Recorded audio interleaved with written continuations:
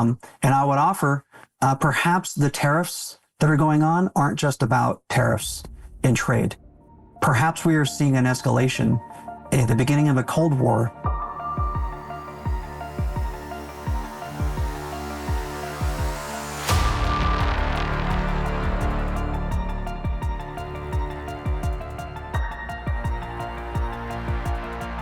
Abbiamo una nuova serie di dichiarazioni rilasciate dai protagonisti della Disclosure che analizzeremo nei prossimi episodi. Inoltre sono emersi 2 nuovi whistleblower. Recentemente vengono intervistati in sessioni lunghe circa 3 ore, risultate piuttosto noiose e ripetitive, senza davvero aggiungere nulla di nuovo. Oggi in soli 30 minuti vi offriamo una sintesi delle loro rivelazioni. Partiamo da Matthew Brown, un ex membro dell'intelligence del Pentagono, è la persona che ha redatto il rapporto su Immaculate Constellation e in teoria avrebbe molto da raccontare. Al Pentagono esiste una rete internet privata contenente tutti i documenti accessibili al personale, oltre ad una seconda rete ancora più privata, dedicata al materiale top secret. Occasionalmente alcuni documenti vengono erroneamente trasferiti dalla rete più protetta a quella meno classificata. Brown si è imbattuto in uno di questi file e ha stilato 3 rapporti in merito per spillage, senza che nessuno sembrasse prestargli attenzione. Ogni denuncia è stata insabbiata. Le sue interviste ruotano principalmente intorno alle critiche verso il sistema di segretezza del Pentagono, accusato di escludere persino i politici eletti, un tema già sentito più e più volte. Va precisato che non essendo cittadini americani né coinvolti nella politica statunitense, queste dinamiche ci riguardano solo marginalmente, semmai subiamo le conseguenze indirette di tali decisioni. Una narrazione ricorrente è quella secondo cui il governo degli Stati Uniti cerchi di sostenere che la segretezza degli UAP sia opera di pochi elementi interni piuttosto che di una strategia sistematica. Un'affermazione un po' difficile da credere, ma che continua ad essere riproposta. This isn't just technology. This isn't something somebody came up with in a lab and it's sensitive because once the cat's out of the bag, anybody can do it. Fundamentally, this comes from and is secondary to what we've been told is the biggest question, which is humanity alone? The answer is no. And the secrecy that has been defended is at the cost of, in my mind, human dignity, freedom, and progress.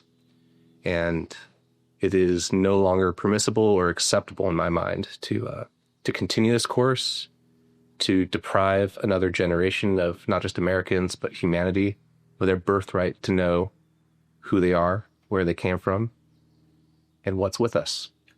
Can you give us a general description of the size of the secrecy apparatus? You know, we're going to drill down into this, of course, about IMCON, and one particular facet of the secrecy that you came across and other parts of it. But how big of a secrecy apparatus is it? How many stovepipes are there? How many people are involved in different ways of keeping this secret, confusing the public, lying to Congress, lying to the world? Simply put, it's a parallel reality. The secrecy apparatus is all pervasive. It is not just in the intelligence community governing their world. It's not just in the military protecting their operations. It's not protecting our diplomats and leaders as they conduct their work, sometimes in very dangerous places. It has been allowed to corrupt and infest every aspect of our society to serve the interests and whims of a very elite, select few. And it's been used to intimidate, threaten, destroy the lives of people like yourselves who have been doing their job, keeping their oaths, trying to protect their country, being true to humanity, and have paid praises for it. Absolutely. This has been a difficult process for you, for me and you, kind of going through this. I've seen what you've gone through personally with this. You're taking a personal hit, like a painful risk, just talking to us, just doing this finally after all this time. I think I understand why. You're explaining something philosophical, what you believe about the secrecy, just personally. Like, what is the step for you to do this? Like, why? I need to understand why. Why are you telling this to everybody now? There's no short answer. It's something, I have many, not even competing, but parallel motivations. But why now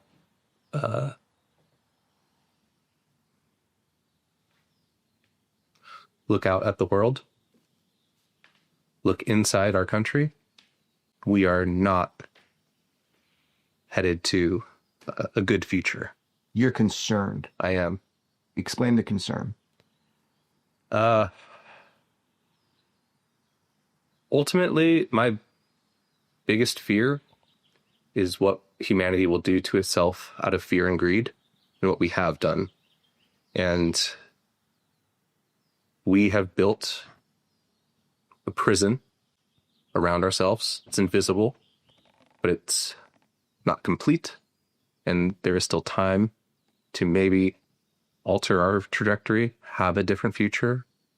May not be the best one that we had hoped for, but it's going to be damn sight better than what they have planned for us. You know, there's no going back after you tell us this on camera. We had this conversation. This is it. This is the line in the sand. You're about to cross over here. Absolutely. I am, on a personal level, giving up the future that I made for myself and was going to try to make for a family. And what did you see? So everyone says that I'm wrong and it's impossible, but the name I recalled at the time thinking, oh, that's odd, was Name redacted. And did you know who that was? vaguely. At that time, people are considered superstars in leadership circles, so you just hear names like that. And that's what her name was. Why would that be impossible? Why are people now in retrospect, why are people telling you that would be impossible? Oh, she wasn't at the Pentagon then. Mm-hmm. Where was she? She was at the Pentagon, to my knowledge, but they're saying she wasn't there. Right. Interesting. And So, all right. So Shriver War Games, you keep reading. There's a big slide with Lou Elizondo's face on it. What comes next? I mean, you get a sense that I shouldn't be able to read this here. No, not yet, actually. To be clear, at that point in time, I had no formal training in what SAPs were. There was no SAP marking on this, just a name, Immaculate Constellation. The opening slide, we would call it improperly labeled, improperly classified. What was it? What did it show? So the next slide, the third slide about, just jumps straight into the mission of the SAP and showing what apparently the results of that mission are. And it's a collection incident in the Pacific Ocean. The subject of collection is several Russian naval intelligence vessels in the middle of the ocean at night. And above those vessels is a large black triangle floating in the air. This is a still image, but it is color. okay, so that's the first kind of event. But what was the mission? What was the mission? That's what people want to know, is what was the mission of Immaculate Constellation as described in the product? So in the product itself, you had to piece together the mission by reading the whole thing and kind of putting together the parts. It never spelled out fully, like as it should, the mission of the SAP. And I assume that's because this is a type of brief where there will be inserts to the deck, which would be inserted by the SAP control officer during the briefing that would provide another level of detail. But based on the information included in there and its description, the mission becomes apparent, and that is a bare minimum. It's the intelligence, surveillance, and reconnaissance mission of a global nature for UAPs and RVs, ARVs. The hesitation there is some time has passed. One of those acronyms is in there, either RV or ARV, and that is how the triangle in this case was labeled.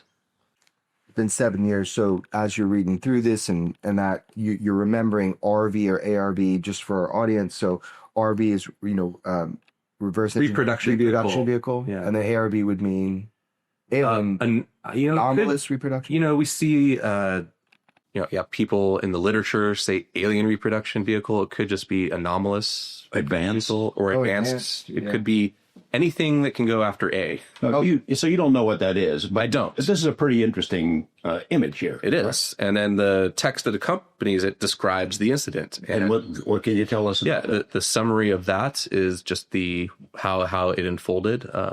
I should actually back up and say the image itself was unique. This isn't by a plane or a satellite. It looks to be a image pretty close to the waterline. So something that to me read is we have a clandestine submersible asset close by this fleet, and it's taking pictures, trying to stay unnoticed. And so, yes, in the description, it basically lays out what occurred that night, which was that our collection assets were there in area monitoring Russian naval vessels. Not sure what they're doing there, but they've been hanging out in the middle of the ocean in this place, apparently for a few days. Keep an eye on them. And this night, while they are observing the Russian vessels, a large black triangle materializes or decloaks or something. The point is it did not move. It appeared directly above these ships, probably no more than 200 meters, pretty close. And interestingly, as noted in the report itself, there was no visible reaction from these vessels from what would almost certainly be considered a hostile approach. What do you take away from that? They didn't notice it, or they're not upset about it, or they don't know what to do with it, or what? So the implication also in the text describing it was, the analysis in the text was that the Russian Navy had foreknowledge that this vehicle would appear in that area of the ocean, and they were there specifically to either collect on it themselves or to interact with it in some way. Any indication that it might be theirs, that they knew it's going to be there because they control it? Not in that document, and I haven't seen anything to make me think that they controlled that particular craft, but didn't see anything to the contrary either. I guess it could be that they've seen it before, that there's nothing they can do about it, so don't get excited about it. Might be, although it is interesting, if it's something that's part of their environment, as it were, why are they making an effort to be in this space at this time to collect on something they already know about? Is it like in the middle of nowhere? Yeah, it's off the coast of Kamchatka, as I recall, in the Pacific Ocean. That's what struck me. I mean, my mind goes to the idea that they were kind of camped out, deep kind of ocean in this one specific area durationally. It kind of implies to me, if I'm thinking outside the box here, there's some form of comms or communication with whoever the operators are of this craft. Am I going too far with that idea? Or? I think it's a reasonable one to have, but it's not one that I can validate. Yeah, let's be clear. You were exposed to something. We're just touching the basics here. We're theorizing. We're talking about a bunch of stuff we don't know, but the descriptions that you were exposed to kind of give you a little insight that we can at least look at some of those assumptions, right? Right, absolutely. And I'm sure there's a literature out there that can help narrow down. Mm-hmm. So Immaculate Constellation, you've never heard this term before, and it doesn't give you the full picture there, but what other additional information did it give about what this was and how it operates? Just describe the events and that analysis of the event of the Russians having foreknowledge to be there, and describing how the event occurred, as I just went over. So this is a page turner. So you're interested now. Yeah, you're curious now. Absolutely. What do you do next? What do you go to the next page? And it was disappointing because we get into a couple slides of orbs, and I had already seen orbs at this point in an official setting. So the next pages show orbs from different parts of the world. Mm-hmm. It looks like the pattern is that under this Immaculate Constellation, they're gathering UAP images from all over the place. Absolutely. I mean, that's the core of it, right? Is the idea that we collect data on these UAP, and someone needs to bring them, collate them together to provide intel to who needs it. And we're assuming, or not assuming, it's been pretty laid out, the Immaculate Constellation was a kind of place to bring everything together to provide those briefings to senior leadership. Is that correct? I don't know about to provide briefings, but definitely to collect data from the military intelligence enterprise specifically, mm-hmm. and the sensors associated with that. And yes, to collect that data, centralize it, and have it there for presumably both analysis and, operational needs. Mm-hmm. Passiamo ora a James Fowler, uno dei 100 collaboratori di Jake Barber, della Skywatcher. Le sue dichiarazioni ci sono parse talmente irrilevanti e a nostro avviso persino fuorvianti da spingerci a ridurne ulteriormente la durata nell'editing. Ma comunque qualcosa di interessante lo abbiamo recuperato. 2021, I was running a war game for the U.S. government. And at that war game, I had tens of millions of dollars of defensive equipment and tens of millions of dollars of offensive equipment. That equipment included government and commercial classified, unclassified systems. And we were arrayed in a force-on-force war game for 2 weeks at a time to a month at a time. So during the course of that initial war game in 21, we had some sightings of some anomalies. We were convinced that perhaps those anomalies were related to the IC, the intelligence community, or the government. So we treated it as such. We were very careful with that information. We kept it very quiet, which is why you've never heard from me before and never seen this before. Between 21 and 22, we decided, what if, actually we thought to ourselves, what if this isn't a U.S. government capability? What if this is an adversary or an other capability? So between 2021 and 2022, we did a lot of open source research, a lot of analysis, introspectively thinking through what did we do in 21 to bring this attention to us? And can we replicate it in 22? And can we enhance the attraction that we get in 2022? And the answer was yes. So in 2022, we ran another war game. We've run one every year, more than one sometimes. And in 22, we had much more exotic display of technology from whoever's flying and operating these craft. In 21, we only had 7 that we saw in one sortie or one formation. In 22, we saw over 250 UAPs in varying sorties from 1 to 3 up and upwards. So that started the effort. Again, we kept this very quiet because we thought perhaps we're at a war game. Maybe they're war gaming us. But the trouble with that is we couldn't figure out what the feedback mechanism would be. In 2023, we started sharing our data openly with the government. In fact, in 2024, we were contracted by the government to collect UAP data. You should note that in commercial and government spaces, you will never be contracted for anything to do with UAPs. It's just not the way it works.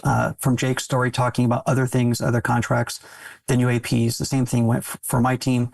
We were not contracted for UAPs. We were contracted for other activities, with UAPs being the actual desire, but there were other inputs as well. So we have 9 classes of UAPs we've identified. These classes include signals intelligence. They include radar cross sections, airspeed, altitude, times of day when they appear, and also visual observations in multiple bands. So we use electro-optical or daylight cameras. We use infrared, middle wave, and shortwave infrared cameras. And with these tools, we're able to attract the UAPs with a custom capability that we've enhanced over the last 5 years. We have a 100% success rate. That doesn't mean that when we use the dog whistle that Pooch or Fido comes and sits at our lap and wags his tail and waits for us to talk. No, when we use a dog whistle, we have to wait a certain amount of time after we start using it, continuously use it over a certain number of hours or days. And then the UAPs will be there at a certain time after we begin the operation. We have done blind testing in terms of used the same equipment without the dog whistle and had no reaction by UAPs, no observation for over a week. We did that more than once. So we're extremely confident that our dog whistle is responsible for calling in the UAPs. So in 2024 was our last event that we did for the government. And the word Skywatcher actually was the cover term for our technology that we developed between 2022 and now, that we began when we were frustrated with the military-industrial complex status quo, pre-Golden Dome concepts of air defense and air intelligence. So we started designing our own technology that's actually over-engineered. It's designed to detect things that cannot be seen in the sky, namely UAPs.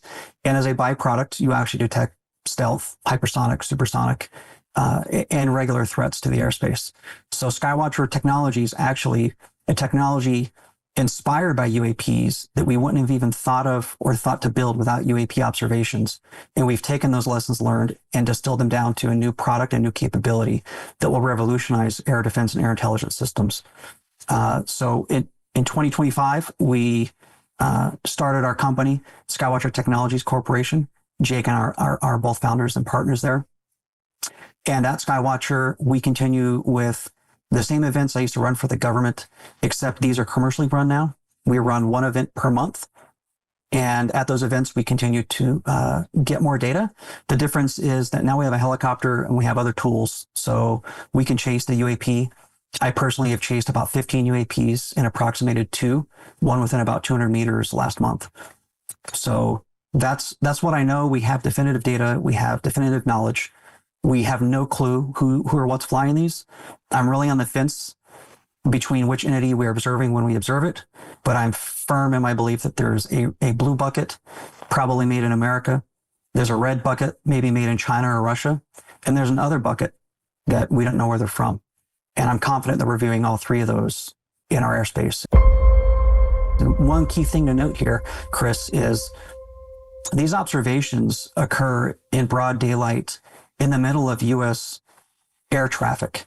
So some of the videos we've released, we purposefully put air traffic in the background so people can understand this isn't happening where there's no airplanes or no commercial aviation anywhere. So this is happening in broad daylight right next to national, international air corridors, sometimes in them. So we've observed from being at altitude with these UAPs that we cannot see them from the air. And so it's our belief that these things are commonly around commercial aviation. In fact, we have photos and videos of UAPs in proximity to commercial aviation from our first sighting in 21. And that continues. So whoever's operating these, if it's blue, is highly illegal. They are not squawking ADS-B. They're not adhering to international norms of air traffic. And if it's red, we should be terrified, because that would mean that one of our adversaries has impunity in our airspace and can enter our airspace at their discretion, at their time, and at their location of choosing. And not only don't our forces detect it, they don't counteract it. And I will tell you, I am in constant communication with our government. I've sat with our government for the last 5 years in SCIFs and asked them, give me an NDA, tell me to shut up, tell me that this is ours, and I'm a patriot, I'll protect national security, and I will stop. Nobody has taken me up on that offer. With the same breath, I've told them, don't tell me anything, because I'm going to talk about this one day, and I don't want to be tied down by NDAs to the government unless you have something you want to share. So my mind is polluted. I'm free to pontificate and think through things because I hold no oath to secrecy on this topic. And I will tell you that from my observations, I don't believe our government has a clue who this is. And if they do know, it fits into the red or the other category. I would say almost certainly the observations we have, if they are blue, they are very limited.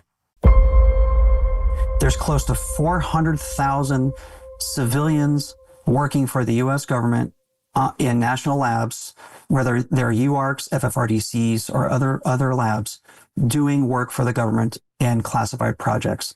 Their budgets are approximately $90 billion a year. I would ask, what are these labs doing? Are these labs developing new advanced technology? For me to believe that the UAPs are observing are man-made, of human origin, long ago I came up with the conclusion that they would had to have started many years ago, probably in the 40s or 50s. Perhaps they could have taken the scientists and engineers from the Manhattan Project and from Operation Paperclip, when the United States squarely owned the most smart people in the world, if you will, the most intellectually capable group of men and women in existence were here. And then they formed the national labs from there. I would offer what we're observing are technologies that are at least one generation ahead of anything we have. So if you're looking at propulsion, telemetry, cloaking technology, stealth technology, it's all well ahead of what's observable or known in the public sphere. And I can tell you I'm an ISR expert, and the methodologies being used don't match anything I would know to be viable for a technology use in a deployment scenario, meaning the UAPs that fly past us and approximate us don't use traditional ISR tactics. There's never an orbit. There's never a obvious tactic that we would use against our enemies as per normal tactics. So having said that, it's really hard to believe that it's ours. So the disparity between how much is ours or how much is man-made, how much is other, is really hard to see through. But for certain, there's probably all three categories in play here. I'd like to add real quick too. I mean, beyond that, if our government, if we're going to put them in one giant bucket and assume there's some cohesive and cooperative entity, which they aren't, they wouldn't be setting up programs like OSAP. The Office of Aero, if you look at the mission statement of Aero, it's actually very similar to ours in Skywatcher. Like OSAP was specifically set up to study UFOs. And I'm going to go back to that classic acronym because it's just as good as UAP. And at the time, that was the acronym. I mean, the government wouldn't be spending money in hiring experts and putting out requests for proposals for folks that could help look into the subject matter of what the heck is going on in the sky. Aero specifically it was set up to look to investigate the UAP and provide a mechanism for reporting UAP and taking a rigorous scientific approach to discovering what it is. So, the spirit of the Office of Aero is quite exciting for guys like us because that mission is something we're passionate about and capable of looking into. But there's a lot of challenges that have become clear the last couple of years since Aero has been stood up, which is why we feel strongly that the private sector and autonomous organizations like ours stand a good chance to actually be the method for ushering in this new era when it comes to disclosure. And we have to have the government involved because for better or worse, our institutions and our offices within government are those who we pay to be responsible and who we vote to be responsible for handling issues like this from a security standpoint and a public safety standpoint. So again, the fact that the government at large has invested a lot of money and recruited a lot of talent to specifically look into the subject matter of UAP and UFO, which is that other bucket, is evidence itself, because you would have to ask yourself, what would be an alternate explanation for standing up those offices and issuing funding through contracts to the private sector if they knew what was going on? It tells me we have a problem in our bureaucracy, that it takes a presidential candidate saying something extreme that apparently probably was not able to live up to. We will see. We have 3.5 more years, I think, to find that out. But why does it take the president saying that or trying to make efforts? Why does it take an executive order when we have a bureaucratic process who's mandated to expose to the public what is going on here? And that has not occurred. So something is very wrong with our country if that is the case, that we have to rely upon one individual to see through the smoke and mirrors. Take the Jersey drone problem, for example. The government, I think, is really at a crossroads where if it's red, which is my personal belief that the majority of sightings in New Jersey have been probably Chinese drones and maybe even Chinese UAPs, right? They are operating with impunity in our airspace. And if they are being operated by Chinese military officials or government officials, most would consider that an act of war. So I think our government is really torn in the fact that if this is red that's operating in our territory, if it is China or Russia or somebody else, and they know it and they talk about it publicly, then they have to react. Otherwise, admit that others are in our airspace and we are not stopping them. Conversely, if it's other, we have the exact same problem. Hey, we cannot protect you. We are not able to alert you or deter this. It's in our airspace. So I would offer that the government's really in a rock and a hard place. If they come out and speak about what's going on publicly, directly, then they are shown to be incapable, and it shows the limits of our capacity to defend ourselves. And I would offer perhaps the tariffs that are going on aren't just about tariffs and trade. Perhaps we are seeing an escalation at the beginning of a Cold War because our government cannot say this publicly. Perhaps instead they're using policy to deter on the front, while in the back they're having private conversations, explicitly laying out go, no-go areas.